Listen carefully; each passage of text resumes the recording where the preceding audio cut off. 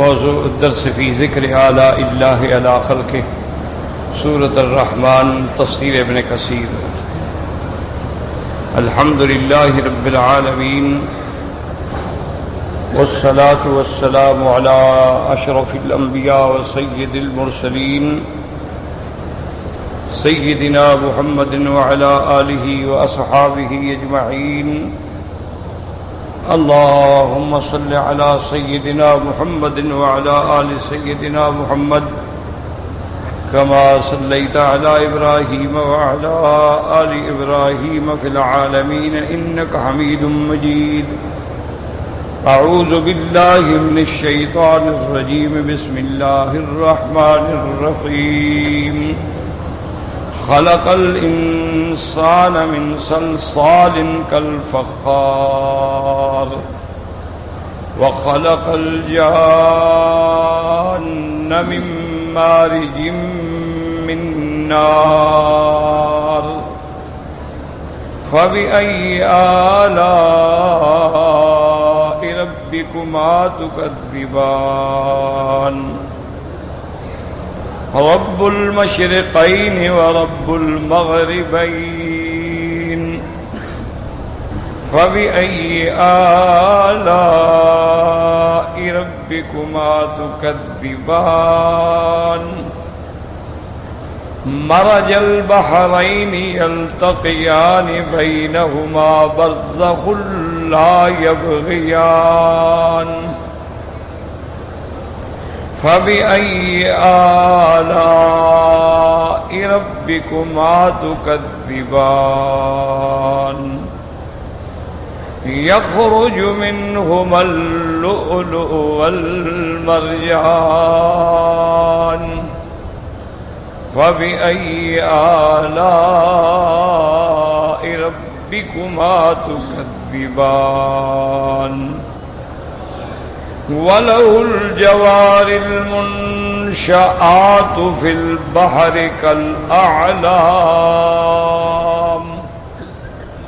فبأي آلاء ربكما تكذبان. لا نكذب بنعم ربنا. قال المؤلف والمفسر رحمه الله تعالى أدام النفع بعلومه وعلومكم في الدارين آمين. إلى أن قال يذكر تعالى خلقه الإنسان من صلصال كالفخار وخلقه الجان من مارج من نار وهو طرف لهبها. اب اللہ تبارک و تعالیٰ کی ان آیات مبارک پر مفسر اپنی تفسیر فرماتے ہیں کہ اس میں اللہ تبارک و تعالیٰ یاد دلاتے ہیں بندوں کو کہ یاد کریں کہ میں نے تم کو کس چیز سے پیدا کیا ہے. تو جب بندہ اپنی اصل کو یاد کرتا ہے تو بھٹکنے سے بچ جاتا ہے. اللہ یاد دلاتے ہیں کہ ہم نے انسان کو پیدا کیا ایک کھنکتی ہوئی مٹی سے، جیسے کھنکتی ہوئی مٹی سوکھنے کے بعد ٹھیکرا بن جائے. وَخَلَقَ الْجَانَ مِن مَارِجٍ مِّن نَّارٍ. اور اللہ تبارک و تعالیٰ نے جنوں کو پیدا کیا خالص آگ سے، وہ جو آگ کا شعلہ اوپر بھڑکتا ہے، یعنی جو بالکل خالص ہوتا ہے، تیز آگ. قال الزهاق عن ابن عباس رضی اللہ تعالی عنہما وبه يقول اکرمۃ ومجاہد والحسن وابن زید. وقال الاوفی ان ابن عباس رضی اللہ تعالی عنہما من مارج من نار من لهب النار من احسنها، کہ اللہ تبارک و تعالی نے جنوں کو آگ سے پیدا کیا، آگ کے شعلے سے. جب بالکل شعلہ اوپر جا کے صاف ہوتا ہے، اس میں دھواں نہیں ہوتا. وقال علی ابن ابی طلحہ من باس من مارج من نار من خالص النار. اور انہوں نے فرمایا کہ مارج من نار کا معنی ہے کہ خالص آگ سے اللہ نے جنات کو پیدا فرمایا. وقضا قال اکرمۃ مجاہد والضحاک وغیرہم. وقال الامام احمد حدثنا عبد الرزاق قال حدثنا معمر الزهري عن عروة عن عائشة رضی اللہ تعالی عنہ قالت قال رسول اللہ صلی اللہ علیہ وسلم خلقت الملائکۃ من نور وخلق الجان من مارج من نار وخلق آدم مما وصف لكم رواه مسلم محمد بن رافع عبد عبید کلاہما عن عبد الرزاق بہ. امام احمد رحمت اللہ علیہ نے اس سند کے ساتھ بی بی عائشہ رضی اللہ تعالی عنہا سے روایت نقل کی ہے کہ حضور صلی اللہ علیہ وسلم نے فرمایا خلقت الملائکۃ من نور، اللہ تبارک و تعالی نے ملائکہ کو نور سے پیدا فرمایا، اور اللہ نے جنات کو آگ سے پیدا فرمایا، اور اللہ تبارک و تعالی نے انسانوں کو مما وصف لکم، جو خود قرآن نے بیان کیا ہے کہ خلق الانسان من صلصال کالفخار، مٹی سے پیدا کیا. اب اللہ فرماتے ہیں فَبِأَيِّ آلَاءِ رَبِّكُمَا تُكَذِّبَانِ، اے انس و جن تم اپنے رب کی کون کون سی نعمتوں کو ٹکراؤ گے. لا نکذب بنعم ربنا تقدم تفسیرہ. رب المشرقین ورب المغربین، یعنی مشرقی الصیف والشتاء و مغربی الصیف والشتاء. اللہ نے فرمایا رب ہے دو مشرقوں کا اور رب ہے دو مغربوں کا. تو دو مشرقوں سے مراد یہ ہے کہ موسم دو ہوتے ہیں، صیف اور شتاء، سردی اور گرمی. تو ہر موسم میں مشرق بھی ہے اور مغرب بھی. وقال فی الآیت الاخری، اللہ تبارک و تعالی نے ایک دوسری آیت میں فرمایا فلا اقسم برب المشارق، یعنی میں قسم کھاتا ہوں اس رب کی جو مشارق کا رب ہے. تو مشارق جمع کا صیغہ ہے، کیوں؟ وذالک باختلاف مطالع الشمس تأکلها فی کل یوم وبروزها منه الی الناس، کہ اللہ تبارک و تعالی نے ہر دن جو ہے اور ہر ملک کے اندر الگ اس کی مشرق ہے، الگ اس کی مغرب ہے. مطالع الشمس جو ہیں الگ ہیں، وہ تبدیل ہوتے رہتے ہیں. تو اس اعتبار سے کئی مشرقیں اور کئی مغربیں ہوئیں.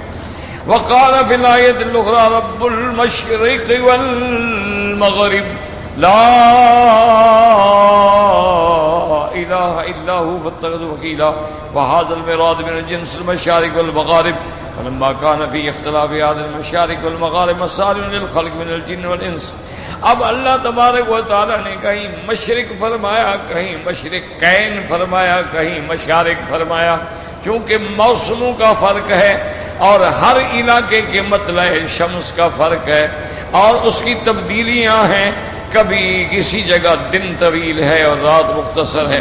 تو اس کے بعد اللہ پاک فرماتی ہیں کہ اس اختلاف موسم کے اندر جو تمہارے مفادات ہیں، جو تمہارے فوائد ہیں، کبھی تمہیں دن کی روشنی کی ضرورت ہے، کبھی تمہیں رات کے اندھیرے کی ضرورت ہے، کبھی تمہیں سورج کی آگ کی ضرورت ہے اور کبھی تمہیں چاند کی چاندنی کی ضرورت ہے.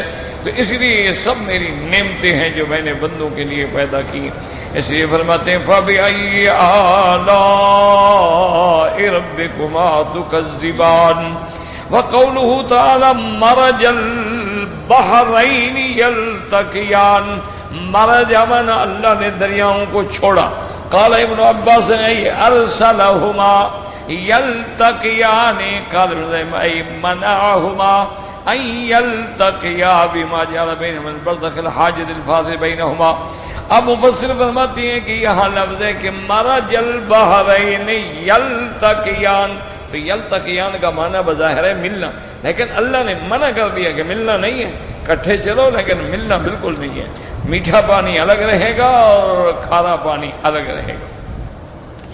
اللہ نے ان کے درمیان میں ایک حاجز پیدا کر دیا، رکاوٹ پیدا کر دی جو دونوں کو ملنے نہیں دیتی ہے. والمراد بقولی البحرین مرج البحرین. بحرین سے کیا مراد ہے؟ مفسر فرماتے الملح والحلو، کیونکہ ایک پانی کھارا ہے ایک میٹھا ہے. فالحلو هذه الانہار الصارحة بین الناس. یہ میٹھا پانی تو وہ ہے جو نہریں چل رہی ہیں تمہارے اندر. وقد قدمت الکلام علی ذلک فی سورۃ الفرقان. اب مفسر فرماتے ہیں اس پہ میں طویل بحث کر چکا ہوں سورۃ الفرقان کی اس آیت میں، جس نے دیکھنا ہو. وَهُوَ الَّذِي مَرَجَ الْبَحْرَيْنِ هَذَا عَذْبٌ فُرَاتٌ وَهَذَا مِلْحٌ أُجَاجٌ وَجَعَلَ بَيْنَهُمَا بَرْزَخًا وَحِجْرًا مَحْجُورًا. وقد اختار ابن جریر ان المراد بالبحرین بحر السماء بحر الارض. مفسر ابن جریر رحمۃ اللہ علیہ فرماتی ہیں مرج البحرین، وہ فرماتی ہیں بحرین سے مراد دو دریاؤں سے مراد، ایک آسمانوں پہ دریا اور ایک زمینوں پہ دریا، یہ دو دریا ہیں۔ وہو مروی عن مجاہد سعید بن جبیر و عطیہ بن حفظہ، حضرت مجاہد، سعید بن جبیر اور عطیہ بن حفظہ نے بھی یہی تفسیر فرمائی ہے۔ قال ابن جریر ان اللؤلؤ يتولد من ماء السماء واصداف بحر الارض وهذا وان كان هكذا لیکن ليس المراد ذلك ما ذهب اليه فانه لا يساعده اللفظ۔ اب مفسر رحمۃ اللہ علیہ فرماتی ہیں کہ ابن جریر مفسر فرماتے ہیں کہ چونکہ یہ موتی جو ہیں یہ آسمان کے پانی سے بنتے ہیں تو لہذا اس سے مراد ایک آسمان کا دریا ہے اور ایک زمینوں کے دریا ہے۔ لیکن مفسر فرماتے ہیں رحمۃ اللہ علیہ کہ یہ قول بنتا نہیں ہے، کیونکہ اللہ نے فرمایا ہم نے ان کے درمیان میں ایک معنی رکھا جو ملنے نہیں دیتا ان کو۔ اگر ایک آسمان پہ ہو ایک زمین پہ ہو تو پھر حاجز کا کیا مطلب؟ اس لیے مفسر فرماتے ہیں کہ ابن جریر کی یہ بات جو ہے کوئی وزن نہیں رکھتی ہے۔ فَإِنَّهُ تَعَالَى قَدْ قَالَ بَيْنَهُمَا بَرْزَخٌ لَا يَبْغِيَانِ وَجَعَلَ بَيْنَهُمَا بَرْزَخًا وَهُوَ الْحَاجِزُ مِنَ الْأَرْضِ، کہ اللہ نے زمین کے اندر درمیان میں رکاوٹ رکھی ہے، اللہ یہ وہی هذا على هذا وهذا على هذا فيفسد كل واحد منهما الآخر ويزيله عن صفة الذي هي مقصودة منه وما بين السماء والارض لا يسمى برزخا وحجرا محجورا۔ اللہ نے ان دو دریاؤں کے درمیان میں ایسا حاجز رکھا ہے کہ یہ اس پہ زیادتی نہ کرے اور وہ اس پہ زیادتی نہ کرے، اور دونوں اپنی صفتوں پہ قائم رہیں، یہ میٹھا رہے یہ کڑوا رہے۔ یہ نہیں ہو سکتا کہ میٹھا کڑوے میں مل جائے یا کڑوا میٹھے میں مل جائے۔ تو کہتے ہیں اگر آسمان اور زمین کے دریا مراد لیے جائیں تو پھر یہ ترجمہ نہیں بنتا، تو لہذا راجح قول جو ہے وہ یہی۔ اب یہاں تک الحمدللہ ہم نے سابقہ دروس میں پڑھ لیا تھا۔ اب اللہ تبارک و تعالی فرماتے ہیں کہ یخرج منہم اللؤلؤ والمرجان۔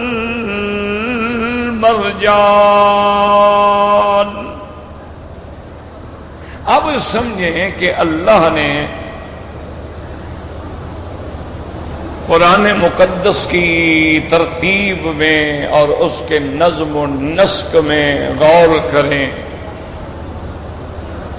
تو انسان یعنی حیرتوں کے دریا میں ڈوب جاتا ہے کہ اللہ کے اس کلام میں کتنی حکمتیں ہیں، کتنے اسرار ہیں اور کتنی منافع ہیں اور کتنی فوائد ہیں، اور دنیا میں یہ واحد کتاب ہے جس کے پڑھنے سے آدمی کا دل نہیں بھرتا، اور دنیا میں یہ واحد کتاب ہے کہ جس کو آپ جتنا زیادہ مطالعہ کریں گے، جتنا زیادہ محنت کریں گے، اتنا زیادہ اللہ کی رحمت سے موتی نکلیں گے۔ یعنی ہم نے الحمدللہ اپنے والدین کو بھی، اپنے اساتذہ کو بھی، اپنے بزرگوں کو بھی دیکھا کہ جنہوں نے 70 سال قرآن پڑھایا، تفسیر پڑھائی، اور کوئی الحمدللہ ایسی تفسیر نہیں ہے جو پڑھائی جاتی ہے نہ پڑھائی ہو، اور ایسی تفاسیر نہیں جو موجود ہوں اور ان کا مطالعہ نہ کیا ہو، لیکن پھر بھی روزانہ قرآن کھول کے مطالعہ کر رہے۔ تو کئی دفعہ ہم بچے تھے چڑھ جاتے تھے کہ دیکھو بڑھاپا آ گیا ہے، اینک کام نہیں کرتی، نظر کام نہیں کرتی ہے، اور جناب رات کو بھی بیٹھے قرآن شریف کا مطالعہ کر رہے ہیں۔ بھائی 70 سال پڑھاتے گزر گیا، اب بار بار مطالعہ کرنے کی کیا ضرورت ہے؟ آدمی کو 70 سال کو مذاق تو نہیں ہوتی نا، آدمی کے دماغ میں الحمدللہ بات بیٹھ جاتی۔ تو کئی دفعہ ہم پوچھتے تو کہتے بیٹا یہ ایسا بحر ہے، قرآن ایسا دریا ہے جس کا کنارہ ہی نہیں ہے، جتنا دفعہ ہم نے ترجمہ پڑھایا، جتنا دفعہ مطالعہ کیا اور باتیں سمجھ آئیں۔ اسی طرح امام شافعی رحمت اللہ علیہ جو بہت بڑے امام ہیں، اللہ ان کی قبروں پہ کروڑوں رحمتیں فرمائیں، بہت بڑا علم کا پہاڑ ہے۔ ایک رات جب صبح کی نماز میں تشریف لائے تو طلباء نے دیکھا کہ آپ کی آنکھیں مبارک بالکل سرخ ہیں اور چہرے پر تھکاوٹ کے آثار ہیں۔ تو انہوں نے عرض کیا کہ حضرت خیریت تو ہے کہ رات آپ کو شاید آرام نہیں ملا؟ فرمایا ہاں میں رات 1 منٹ کے لیے نہیں سو سکا، اللہ کے قرآن کی ایک آیت پہ خیال جو آ گیا تو ساری رات میں اس آیت پہ بیٹھا رہا، اور فرمایا اللہ کا شکر ہے کہ میں نے اس سے 300 مسائل استنباط کیے۔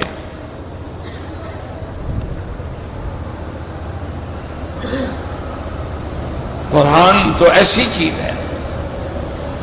اسی طرح صحیح احادیث میں آتا ہے کہ کام رسول اللہ صلی اللہ علیہ وسلم بآیت، میرے محبوب دو عالم صلی اللہ علیہ وسلم ساری رات ایک آیت پڑھتے رہے، ساری رات تہجد میں، قیام میں بھی وہی پڑھتے رہے، رکوع میں حالانکہ قرآن نہیں پڑھا جاتا لیکن آپ رکوع میں بھی پڑھتے رہے، سجود میں بھی پڑھتے رہے، اور ساری رات صرف اسی ایک آیت پہ گزار دی کہ ان تعذبہم فانہم عبادک، کہ مولا اگر تو اپنے بندوں کو عذاب دینا چاہے تیرے بندے ہیں، کون منع کر سکتا ہے؟ کس کی طاقت ہے؟ تیری مخلوق ہے، تیرا ملک ہے، تیرے مملوک ہیں، تیرے بندے ہیں۔ وَإِن تَغْفِرْ لَهُمْ، اور اگر آپ ان کو بخش دیں، فَإِنَّكَ أَنْتَ الْعَزِيزُ الْحَكِيمُ، آپ غالب بھی ہیں اور حکمت والے بھی ہیں۔ اسی آیت پہ حضور ساری رات اللہ کے آگے کھڑے ہیں کہ مولا عذاب دو، تیرے بندے ہیں۔ کوئی آدمی اپنے بندوں کو عذاب دے، اس کی مرضی۔ ظلم تو تب ہونا جب وہ تیرے بندے کو نقصان دے، ظلم تو تب ہوتا ہے جب وہ تیری ملکیت میں مداخلت کرے، اپنے ملک میں جو چاہے کرے۔ اور اگر آپ بخش دیں، اگر آپ سارے بندوں کو بخش دیں تو آپ غالب بھی ہیں اور حکمت والے بھی ہیں۔ اب قرآن کو سمجھو، بخشنے کے بعد تو صفت آگے آنی تھی غفور کی، رحیم کی، لیکن یہاں اللہ نے 2 صفتیں ذکر کی، غالب بھی ہے اور حکمت والا بھی ہے۔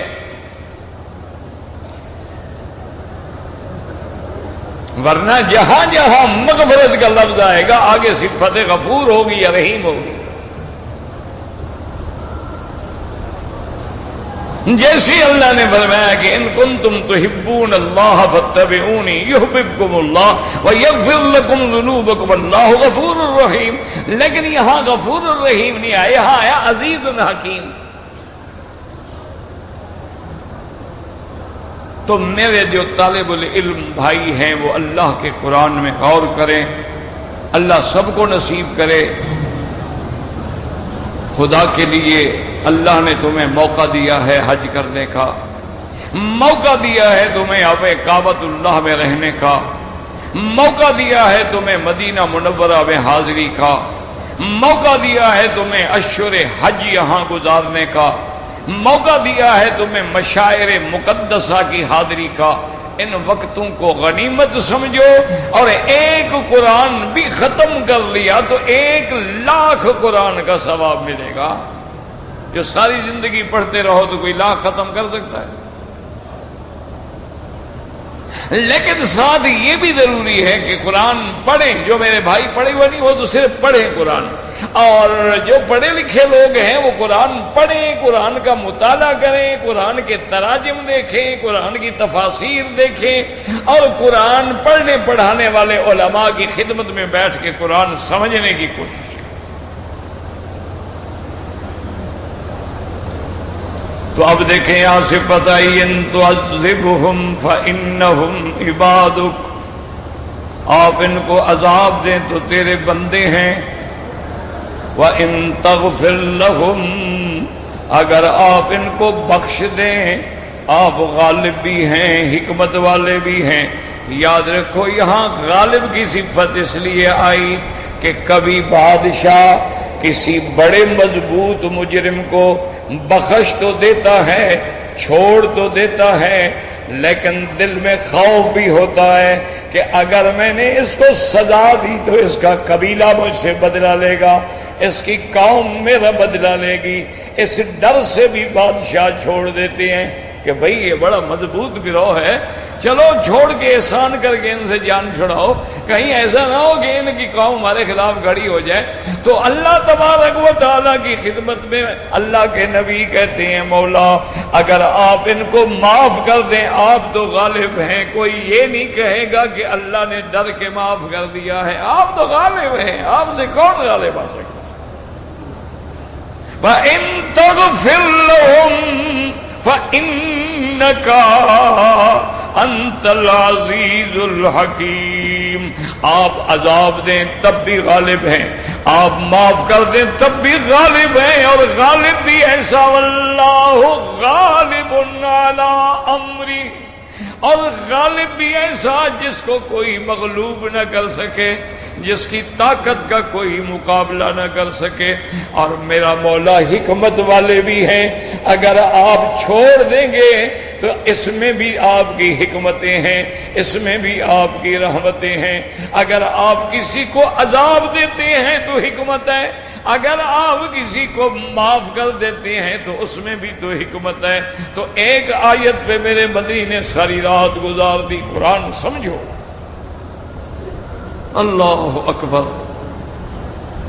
اسی لیے علماء نے لکھا ہے نا کہ قرآن ایک ایسا مقام ہے کہ لا ينقضی عجائبہ، جس کے عجائب کبھی ختم ہی نہیں ہو سکتے۔ اور قرآن ایک ایسی کتاب ہے کہ اگر صحیح معنی میں بندہ سننے کی کوشش کرے تو قرآن دلوں پہ اثر کرتا ہے، قرآن انسانوں کو جگاتا ہے، قرآن انسان کو جھنجھوڑتا ہے، قرآن غار مذلت میں پڑے ہوں کو نکالتا ہے، اور قرآن گرے ہوں کو اٹھاتا ہے، اور یہ قرآن ہے جو بے عزتوں کو باعزت بنا دیتا ہے، اور یہ قرآن ہے جو نہ مانے تو پھر ان کی عزتوں کو ہمیشہ کے لیے ختم کر دیتا ہے، اور یہ قرآن ہے جس کو سننے میں کبھی کبھی کافر بھی سجدے میں گر جاتے تھے۔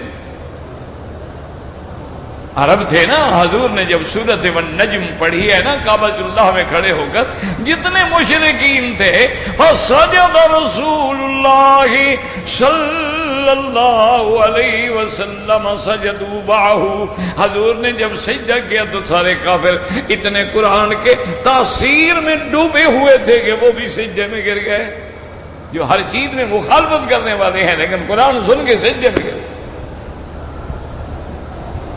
ولید ابن المغیرہ جو ان کا بہت بڑا سردار ہے، اور یہ مکے کا بہت بڑے آدمیوں میں تھا، جس کی مکے سے لے کر طائف تک جائیدادیں تھیں، زمینیں تھیں، باغات تھے، اولادیں تھیں، اور یہ وہ آدمی ہے جو حضرت خالد کا باپ ہے، حضرت خالد ابن الولید۔ یہ ولید جو ہے حضرت خالد کا ابا ہے، جس نے ایسا بیٹا جینا ہے، جس کا ایسا بیٹا دنیا میں آیا ہے کہ جس نے دنیا ایک کفر میں تہلکہ ڈال دیا تھا، یعنی خالد کا نام سن کے بڑے بڑے جرنیلوں کے چھکے چھوڑ جاتے تھے اور جنگیں ہار جاتے تھے۔ ولید ابن المغیرہ ادیب بھی تھا، شاعر بھی تھا، اور بڑا علم والا تھا۔ حضور کی خدمت میں آیا ایک دن، کہنے لگا کہ یا محمد صلی اللہ علیہ وسلم، جب نام آئے نا درود شریف پڑھا کرو، اللہ کے کعبے میں آئے ہو تو کچھ سیکھو خدا کے لیے، جب بھی نام آئے فوراً درود شریف پڑھو، یہی اللہ کا حکم ہے، یاد رکھو، اور یہی حکم محمد مصطفیٰ ہے صلی اللہ علیہ وسلم۔ اللہ نے بھی حکم دیا صلو علیہ، میرے نبی پہ درود بھی، سلام بھی۔ حضور نے بھی یہی فرمایا کہ جو بندہ میرا نام سن کے درود نہ پڑھے اس جیسا بخیل دنیا میں کوئی نہیں۔ اور حضور نے فرمایا من صلی علی واحدا، جو مجھ پہ ایک دفعہ درود بھیجتا ہے صلی اللہ بہا عشرا، اللہ 10 دفعہ رحمت نازل فرما۔ تو مسئلے سمجھو، یہ تو اب لوگوں نے بنا رکھا ہے، کوئی انگوٹھے چوم رہا ہے، کوئی کھڑا ہو رہا ہے، پتہ نہیں ان کے دماغ میں کہاں سے یہ مسائل گھڑے ہوئے ہیں جو قرآن کے بھی خلاف ہیں، حضور کے حدیث کے بھی خلاف ہیں، اور اجماع صحابہ کے بھی خلاف ہیں، اور قیاس کے بھی خلاف ہیں۔ دیکھو نا، دنیا میں 4 چیزیں ہوتی ہیں، یا قرآن یا حدیث یا اجماع یا قیاس۔ ان 4 کے علاوہ تو اور کوئی جگہ نہیں نا جہاں سے ہم دلیل پکڑیں۔ اب دیکھو، تم نماز پڑھتے ہو، رکوع کرتے ہو، سجود کرتے ہو، قرآن سے ثابت ہے۔ قیام کرتے ہو، قرآن سے ثابت ہے۔ اب جناب یہ ہے کہ تم نماز میں جا کے سبحان ربی الاعلی پڑھتے ہو، اللہ کا بھی حکم ہے اور حدیث سے بھی ثابت ہے۔ اب جناب یہ ہے کہ امام تو زور سے کہے اور ہم آہستہ کہیں، یہ عمل جو ہے سارے صحابہ سے بھی موجود ہے کہ حضور اللہ اکبر جب کہتے، صحابہ اللہ اکبر آہستہ کہتے تھے۔ اچھا، اسی طرح اگر ایک آدمی نے سبحان ربی العظیم کے بجائے رکوع میں سبحان ربی الاعلی پڑھ دیا اور سجدے میں سبحان ربی الاعلی کے بجائے سبحان ربی العظیم پڑھ دیا، اب یہ مسئلہ نہ قرآن میں ہے، نہ حدیث میں ہے، نہ اجماع میں ہے، تو اب یہ مسئلہ ہم قیاس کریں گے کہ بھائی اس نے کوئی فرض کبھی نہیں چھوڑا کہ آپ نماز باطل ہو جائے، کوئی واجب بھی نہیں توڑا کہ اس میں سجدہ سہو آ جائے، تو قیاس یہ کہتا ہے کہ نماز تو ہو جائے گی لیکن اس نے غلطی کی ہے، اجر میں کمی ہو جائے گی۔ تو یہ 4 چیزیں ہوتی ہیں۔ اب اللہ کے بندے، انگوٹھے چومنے کا مسئلہ نہ تو قرآن میں ہے، نہ نبی پاک نے حکم دیا، نہ صحابہ نے کسی نے انگوٹھے چومے۔ اچھا، قیاس میں بھی نہیں ہے کہ اپنے انگوٹھے چومو اور احسان محمد مصطفیٰ پہ کرو، کوئی عقل بھی ہے یا چلنے کے لیے کیا ہوا ہے؟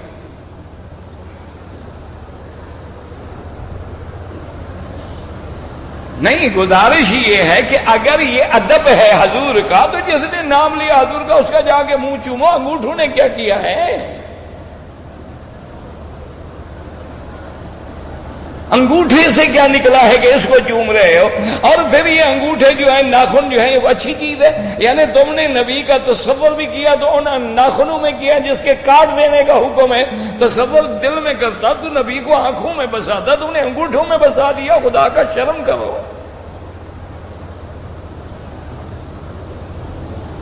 کیا کر رہے ہو؟ اسی میں نہ پکڑے جائے کہ وہ جی حضرت ایک کتاب میں لکھا ہوا ہے حضرت ابو بکر صدیق نے انگوٹھے چومے تھے، یعنی 1400 سال کے بعد مولوی نے دیکھ لیا، سارے صحابہ نے نہیں دیکھا۔ کوئی عقل کرو۔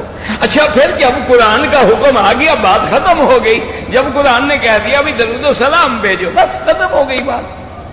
اب ہمیں ٹکریں مارنے کی کیا ضرورت ہے کہ حاشیے دیکھیں اور فلاں کتاب میں دیکھیں اور فلاں بزرگ نے لکھا تھا اور فلاں بزرگ نے کہا تھا؟ ابھی قرآن نے کہہ دیا، بات ہی ختم ہو گئی۔ جب اللہ کا قرآن آ جائے تو اس کے بعد تو انبیاء بھی پابند ہیں نا، اللہ کے نبی بھی پابند ہیں۔ قرآن آ گیا، ختم۔ تو جب قرآن میں باقاعدہ حکم موجود ہے کہ یا ایھا الذین آمنوا، اے ایمان والو، آگے کیا ہے؟ صلو، پڑھ لو، کوئی حاضر نہیں۔ یہاں لکھا ہوا ہے کہ تم قبلوا ابہامکم، انگوٹھے چومو، یہ حکم ہے۔ حکم کیا ہے؟ صلو علیہ وَسَلِّمُوا تَسْلِيمًا، کیا مانا؟ اللہم صلی علی سیدنا محمد وعلی آل سیدنا محمد وبارک وسلم۔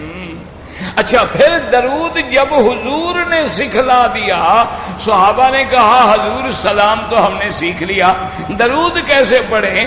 آپ نے پڑھ کے سکھلا دیا، اللہم صلی علی محمد وعلی آل محمد کما صلیت علی ابراہیم وعلی آل ابراہیم وبارک علی محمد وعلی آل محمد کما بارکت علی ابراہیم وعلی آل ابراہیم فی العالمین انک حمید مجید۔ یہ درود خود حضور نے سکھلایا اور اللہ کا نبی خود بھی نماز میں اپنے اوپر یہی درود پڑھتے ہیں۔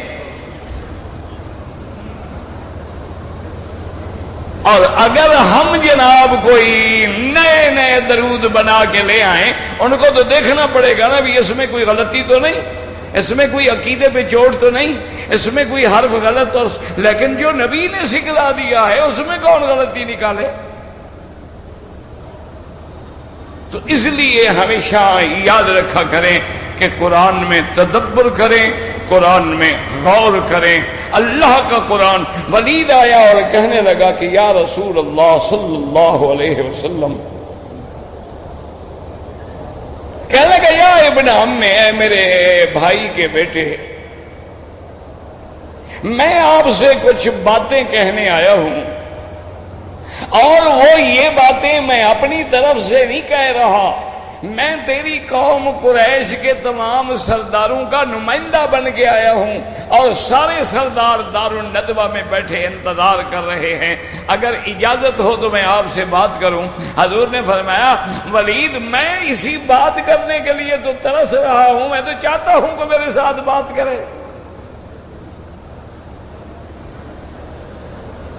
بالکل بات کریں۔ اس نے کہا صفات احلامنا و احلام آبائنا و اجدادنا، کہنے لگا یا محمد صلی اللہ علیہ وسلم، سب سے پہلی بات تو یہ ہے کہ آپ نے ہمیں بھی بے وقوف بنایا، جاہل بنایا، ہمارے باپ دادا کو بھی جاہل بنایا، ہمارے باپ دادا بھی انہی بتوں کے آگے سجدہ کرتے تھے، ہم بھی انہی کے طریقے پہ چل رہے ہیں۔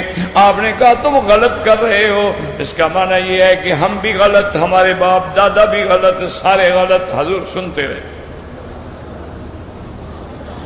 اس نے کہا دوسری بات یہ ہے کہ حضور آپ ایک ایسی بات کہتی ہیں جو عقل سے بھی ماورا ہے، آپ کہتے ہیں مرنے کے بعد جب قبر میں چلے جائیں گے ہڈیاں گل جائیں گی، ریزہ ریزہ ہو جائیں گی، مٹی مٹی میں مل جائے گی، اور اگر کوئی سیل آ گیا، کوئی بارش آ گئی، سیلاب آ گیا، پتہ نہیں وہ مٹیاں بہا کے وہ ہڈیاں کہاں لے جائے گا۔ آپ کہتے ہیں قیامت والے دن اللہ پھر ان سب کو کھڑا کریں گے قبروں سے۔ یہ عقل کی بات ہے بنا، یہ عقل میں آنے والی بات ہے؟ ایک آدمی 1000 سال ہو گیا، اس کو دفن کیا گیا، اس کی ہڈیاں جل گئی، راکھ راکھ ہو گئی ہیں، تو اللہ ان کو دوبارہ اٹھا دیں گے، پھر دوبارہ بندہ بن جائے گا۔ بھئی بیٹھ جاؤ نا، مہربانی کرو۔ ایک بعد میں آتے سب کے سر پہ سوار ہوتے، انا للہ و انا الیہ راجعون، لا حول ولا قوت الا باللہ۔ بالکل شریعت میں منع ہے کہ کسی کی گردن کو پھلانگ کے آدمی آگے آئے، بس جہاں پہ اللہ موقع دے بیٹھ جائے۔ انہوں نے کہا حضور یہ 2 باتیں جو ہے نا ہمیں سمجھ نہیں آتی، اور کہنے لگا حضور بات سنیں، ہمیں آپ بڑے پیارے ہیں، بڑے محبوب ہیں ہمیں آپ، ہم تو آپ پہ جان دیتے ہیں،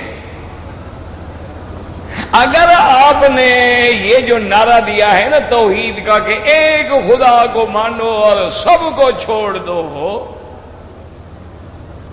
اور یہ جو آپ نے نعرہ دیا ہے کہ میں اسی خدا کا بھیجا ہوا اللہ کا رسول ہوں، یہ جو آپ نے ایک نئی بات کہی ہے کہ آسمانوں سے فرشتہ آتا ہے اور وحی لے کے آتا ہے اور قرآن لے کے آتا ہے اور وہ مجھے پڑھاتا ہے، میں تمہیں سناتا ہوں، یا محمد یہ باتیں بھلا کوئی سمجھ آنے والی ہیں کہ اگر اللہ نے اپنا نبی رسول بنانا تھا تو کسی طاقتور آدمی کو بناتے، کسی دولت والے کو بناتے، پیسے والے کو بناتے، اس کو اللہ نے رسول بنایا جو پیدا ہوا تو گھر میں دیا بھی نہیں جل رہا تھا،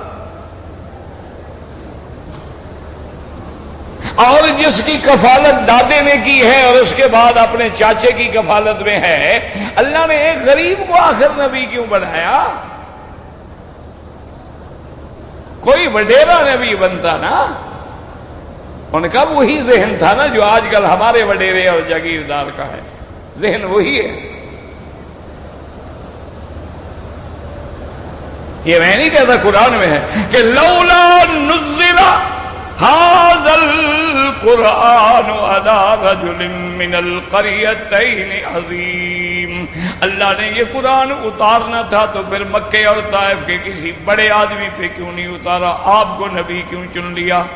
آپ تو بی بی آمنہ کے گھر میں پیدا ہوئے ہیں، باپ فوت ہو چکے ہیں، عبد المطلب کی کفالت میں ہیں، عبد المطلب کے بعد ابی طالب کی کفالت میں ہیں، نہ آپ کے پاس طاقت ہے، نہ دولت ہے، نہ جائیداد ہے، اور کہنے لگا کہ یا محمد صلی اللہ علیہ وسلم اگر اس نعرہ دے کر ایک نئی جماعت بنانے کے ساتھ اپنی شہرت حاصل کرنا چاہتے ہو اور اس کے اندر آپ کی غرض ہے کہ آپ مکے کے سردار بن جائیں، لوگ نئے نئے نعرے دیتے ہیں نا الیکشن جیتنے کے لیے کہ ووٹ مل جائے میں بھی بڑا بن جاؤں، انہوں نے کہا شاید اللہ کے نبی نے بھی کوئی ایسا نعرہ دیا ہے سیاسی طور پہ کہ بھی آپ کو بھی مکے کی سرداری مل جائے۔ انہوں نے کہا حضور اگر یہ بات ہے نا تو خدا کی قسم ہے میں کعبے میں بیٹھا ہوں اور میں تیرے قریش کا سب سے بڑا ہوں، میں تمہارے آگے سارے سردار لے آتا ہوں، سب سے پہلے آپ کے ہاتھ میں بیعت کرتے ہیں، آپ بلا مقابلہ مکے کے سردار بن جائیں۔ آپ کو سرداری چاہیے نا تو سردار بن جائیں، آپ ہمیں جھوٹا تو نہ کریں۔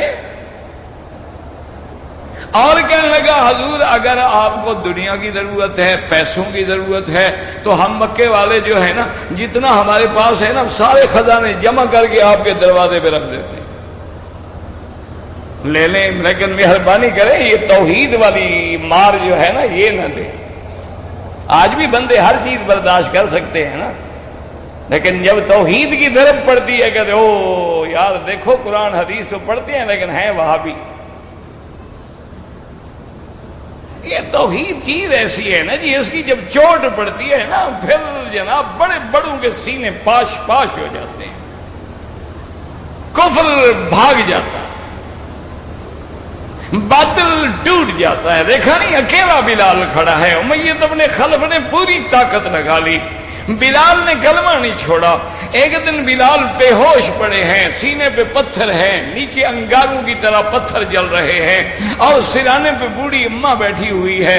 تھوڑا ہوش آیا تو کہنے لگی بلال مہربانی کر، اپنے آپ کو ہلاک نہ کر، اپنے آپ کو برباد نہ کر، مسلمان تو میں بھی ہو چکی ہوں لیکن اپنے اسلام کو چھپا لے۔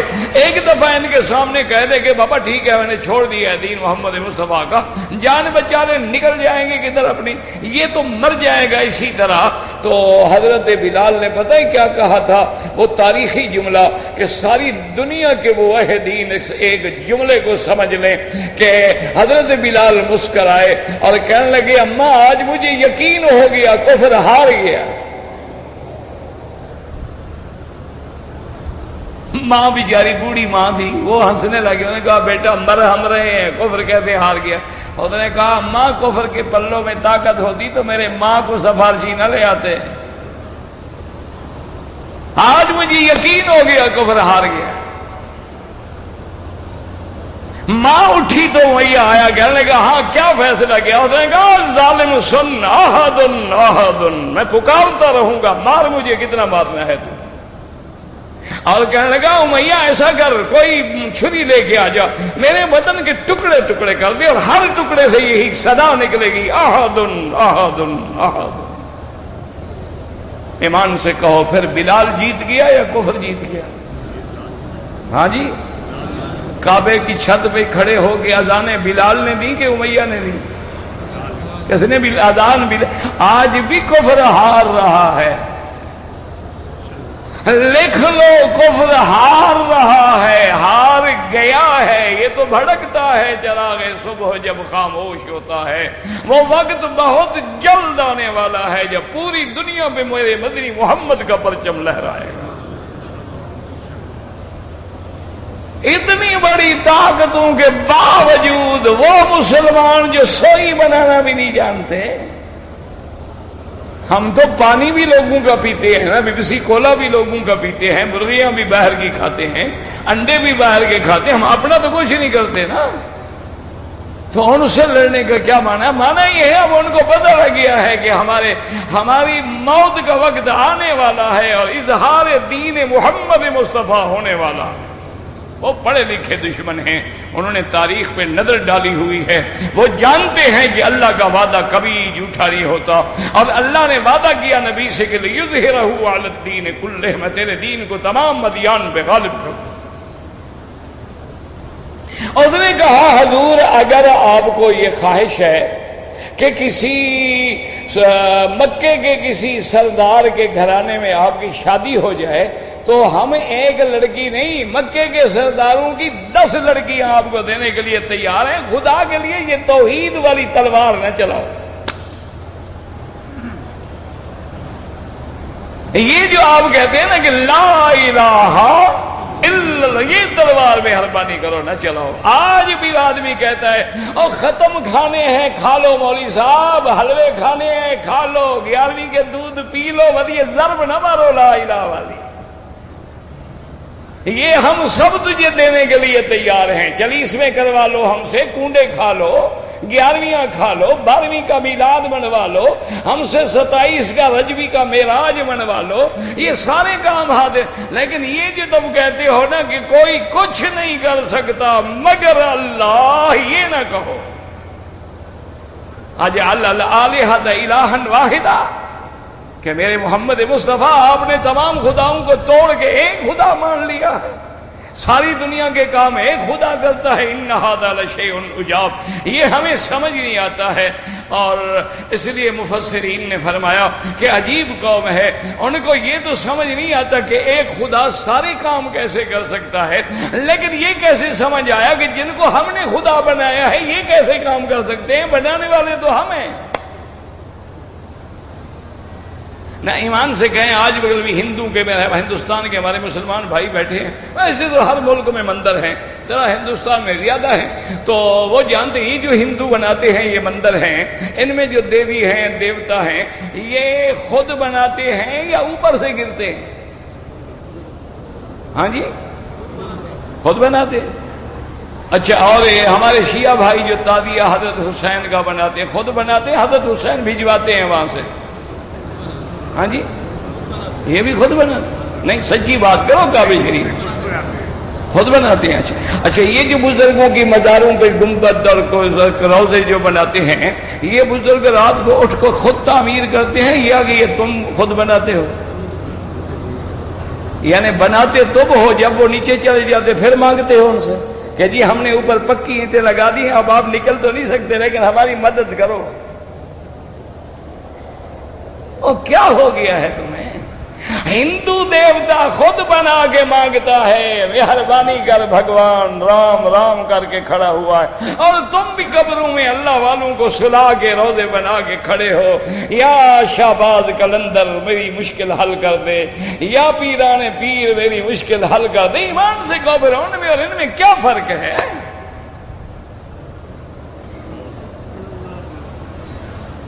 پھر فرق کیا ہے؟ کیوں کہتے ہو ہندو بڑا بدبخت ہے جی دیوی دیو؟ وہ بھی اس نے بھی دماغ میں ہے کہ یہاں رام پیدا ہوا تھا۔ کہاں پیدا ہوا؟ تم اس وقت تھے جب رام پیدا ہوا تھا؟ تم کہاں تھے؟ اچھا، رام کہاں سے پیدا ہوا تھا؟ اس کی ماں موجود ہے، کوئی دادی، کوئی دادا، کوئی پردادا، کہاں سے پیدا ہوا ہے؟ یا مٹی سے خود نکل آیا رام؟ اور جی رام کی جنم بھومی ہے۔ آج میں حیران ہوں کہ وہاں اتنے پڑھے لکھے لوگ ہیں، ایک بھی سوال نہیں کرتا کہ رام پیدا کہاں ہوا، اس کا باپ کون ہے؟ اور جس کا پتہ ہی کوئی نہ ہو وہ خدا بن جاتا ہے، جس کا آگا پیچھا بھی کوئی نہ ہو وہ بھگوان ہو جاتا ہے۔ یہ اچھی بات ہے بھائی۔ اس لیے ولید بن المغیرہ نے جب ساری باتیں کہہ لی، آخر میں پتہ ہے دیکھو اس نے چوٹ بھی کی، اس نے کہا یا محمد صلی اللہ علیہ وسلم، اس نے کہا کہ حضور اگر آپ پر کوئی جادو کا اثر ہے، کوئی جن کا اثر ہو گیا ہے، کیوں آپ تو نئی نئی باتیں کرتے ہیں نا؟ آج بھی جو آدمی توحید بیان کرے وہ نئی باتیں ہیں نا بھائی۔ ہمارے باپ دادا اسی طرح منتیں مانتے آئے، یار چھوڑو یہ کل کے مولوی، ان کو کیا پتا؟ ہمارا دادا 11ویں شریف کا دودھ تقسیم کرتا تھا، ہماری دادی یہی کرتے کرتے مر گئی ماشاءاللہ۔ یہ تو اب اللہ کو جواب دے رہی ہوگی نا۔ اچھا اب یہ بھی بتلاؤ 11ویں کا دودھ ہوا پیرانے پیر کا، اس سے پہلے جو مسلمان مر گئے وہ تو بیچارے بغیر 11ویں کے مر گئے، ان کا کیا ہوگا؟ انہوں نے تو کبھی 11ویں نہ کی۔ انہوں نے کہا حضور اگر آپ پر اثر ہے تو ہم آپ کا علاج کرواتے ہیں، ہم لے آتے ہیں بڑے بڑے کاہن اور بڑے بڑے پڑھنے والے لوگوں کو لے آتے ہیں۔ جب بات ختم ہوئی حضور نے فرمایا ولید تم نے بات ختم کر لی؟ میں نے کہا ہاں جی۔ اور نے فرمایا دیکھو تم نے بات کی، میں نے بات نہیں کی، میں سنتا رہا، اب جو میں کہتا ہوں تم بھی چپ کر کے سنو۔ اس نے کہا حضور میں اسی لیے تو آیا ہوں۔ اللہ اکبر، حضور کھڑے ہو صلی اللہ علیہ وسلم، فرمایا حامیم تنزیل الکتاب من اللہ العزیز العلیم غافر الذنب وقابل التوب۔ جب قرآن پڑھنا شروع کیا حضور نے، ابھی حضور 4 آیتیں بھی نہیں پڑھ سکے، ولید چیخ پڑا کرنے لگا بس یا محمد بس، مہربانی کرو، اب آگے میرے اندر طاقت نہیں ہے اس کلام کے سننے کی، میرا جگر پھٹ جائے گا۔ کافر ہے، سیدھا گھر چلا گیا۔ ابو جہل نے کہا او معلوم ہوتا ہے ولید بھی گیا۔ ولید کے پاس آئے، کیا ہوا؟ کہنے لگا بات سنو، واللہ مجھے اللہ کی قسم ہے جس نے مجھے پیدا کیا ہے، ما ہوا بشعر، وہ شعر نہیں کہتا ہے، وہ جادو نہیں کہتا ہے، وہ تو ایک ایسا کلام سناتا ہے جس کلام کے اندر نور بھرا ہوا ہے۔ قرآن میں غور کرو تو قرآن سمجھ آ جائے گا، اس لیے قرآن کہتا ہے ان تعذبہم فانہم عبادک۔ اب دیکھیں یہاں قرآن نے بتلایا 2 دریا اور آگے فرمایا یخرج منہما اللؤلؤ والمرجان۔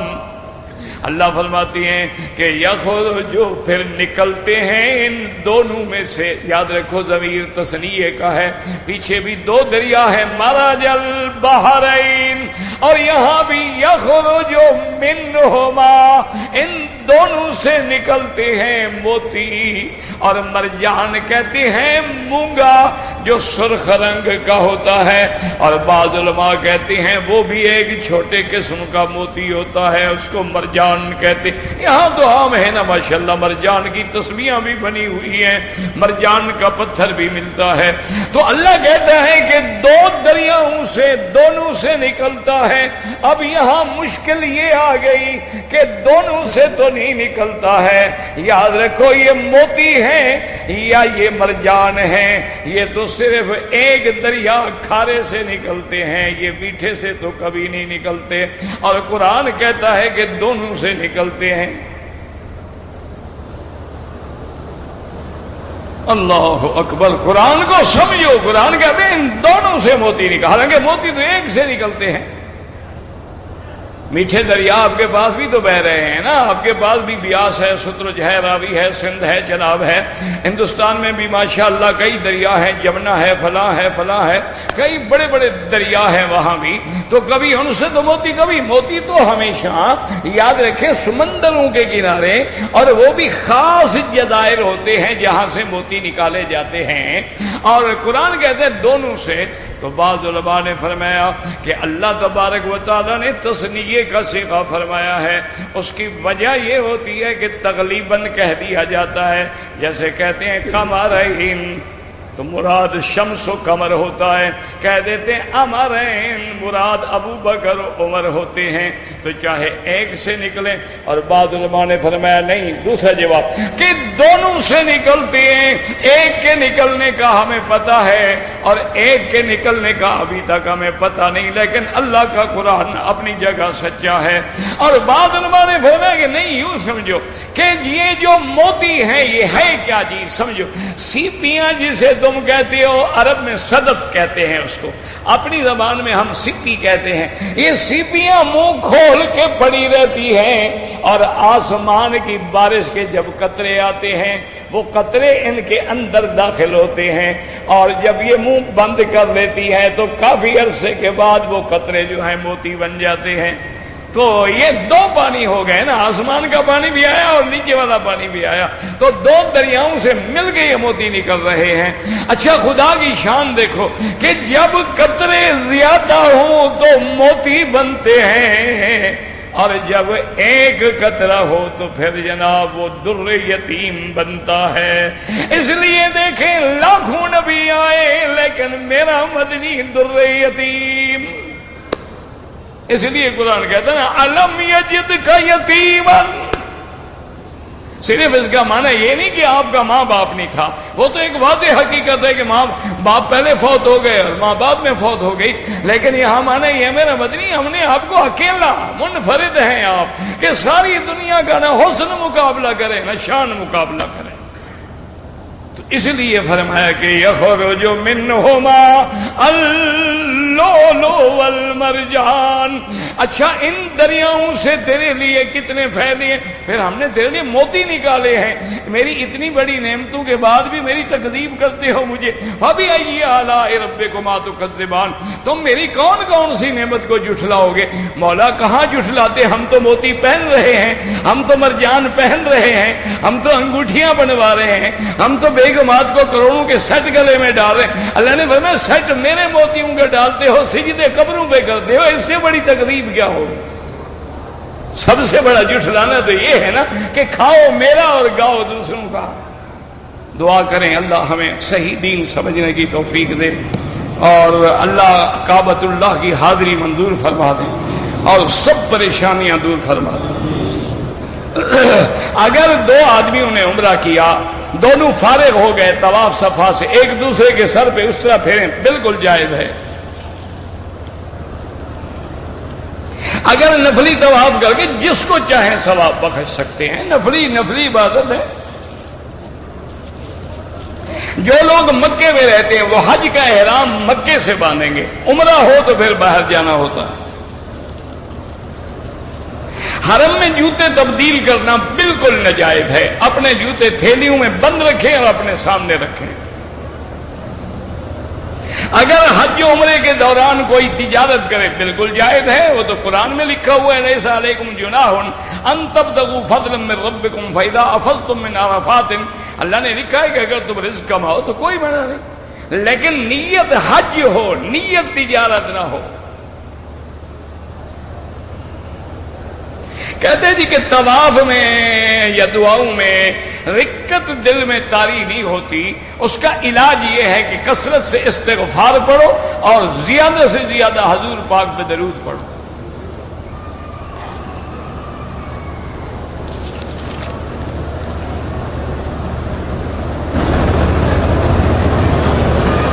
میری بیوی کمزور ہے، وہ نفلی طواف نہیں کر سکتی، کوئی بات نہیں، کوئی ضروری نہیں، نفلی طواف ہی ہے نا، سامنے بیٹھ کے کعبہ دیکھتی رہے، قرآن پڑھتی رہے، نماز پڑھتی رہے، اور اگر ہو تو ویل چیئر پہ کرا دیا کرو۔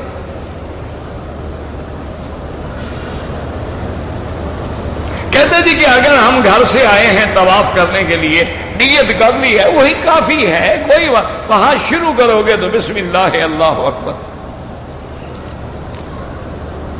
دم کا معنی ہوتا ہے ایک بکری یا بکرا یا دمبا لے کے ذبح کر کے غریبوں کو کھلانا۔ پاکستان کے لیے تو ہم روز دعا کرتے ہیں میرے بھائی، تمہارے کہنے کی کیا ضرورت ہے؟ پاکستان کے لیے، اس کی سلامتی کے لیے اور سیلاب وغیرہ کے جو عذاب ہیں اور بد امنی کا جو عذاب ہے، اللہ اس کو رفع فرمائے اور اللہ اپنی رحمت نازل فرمائے۔ دعا یہ کرو کہ اللہ وہاں جو ذمہ دار ہیں ان کو ہدایت دے، جب تک ہدایت نہیں ملے گی کچھ بھی نہیں ہوگا۔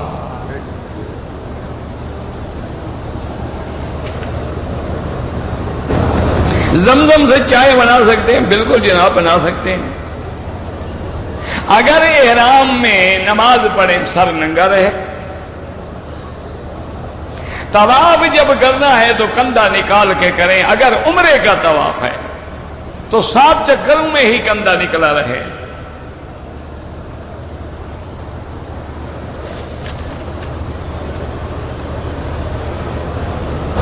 اگر ایک آدمی حج تمتع کے لیے مکے میں ٹھہرا ہوا ہے، وہ دوبارہ عمرہ کرنا چاہتا ہے، کوئی منع نہیں. اب بھی جو حاجی آ رہے ہیں تو عمرہ کر لیا تمتع کا، لیکن پھر مدینے جائیں گے، پھر عمرہ کریں گے، تو کوئی منع نہیں ہے.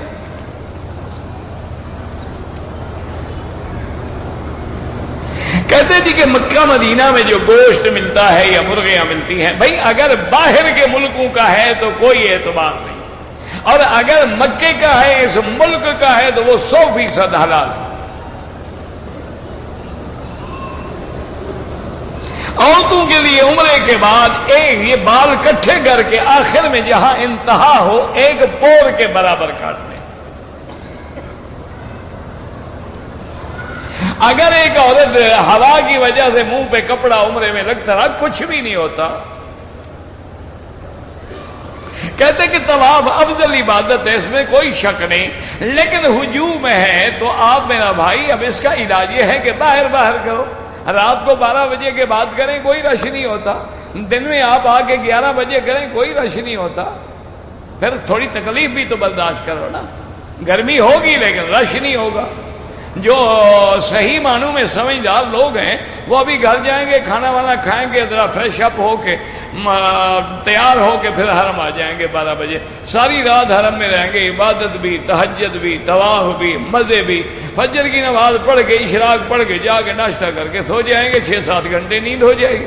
تو عبادت بھی ہوتی رہے گی، آرام بھی ہوتا رہے گا. دیوبندی مسلک میں عورتوں کو نماز گھر میں پڑھنا، دیوبندی نہیں، ہر مسلک میں عورت کی نماز گھر میں افضل ہے. لیکن اگر وہ حرم میں آنا چاہے تو آپ روک بھی نہیں سکتے. حضور نے فرمایا حدیث میں کہ لا تمنعوا اماء اللہ عن بیوت اللہ، اگر اللہ کی بندی حرم میں آنا چاہے تو منع نہیں کر سکتے.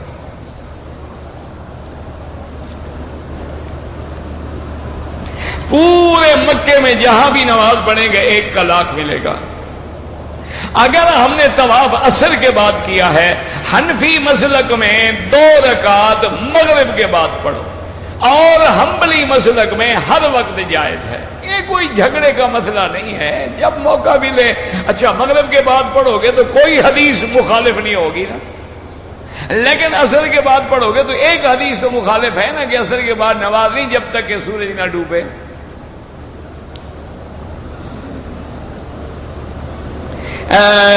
مسجد الحرام میں طواف جو ہے نا واجب، مسجد الحرام میں ہی پڑھنا ہے. کہتے جی کہ اگر ہم نے عمرے میں یا حج کے احرام میں جو جوتا پہننا ہے، ہاں بالکل اس کا یہی ہے کہ ٹخنے ظاہر ہوں، اور حنفی مسلک میں یہ اوپر والی ہڈی بھی ظاہر ہو، لہذا کوئی چپل پہننا ضروری نہیں ہے. یہ ہمارے ملکوں میں جو جوتے ہوتے ہیں وہ ٹھیک ہے، آرام سے. چپل تو عذاب ہے آج میں. ایک تو یہ ربڑ ہے اور نیچے آگ کی طرح سڑکیں گرم ہوتی ہیں اور یہ سیدھی گرمی دماغ کو پہنچتی ہے. اور دوسرا جہاں سے چلیں گے انشاءاللہ پانی ہوا تو 10 آدمیوں کا احرام چٹپ کر کے خراب کریں گے. آپ آرام سے جوتے پہنو، آرام سے مزے سے چلو، نہ کسی کو خراب کرو نہ خود خراب ہو.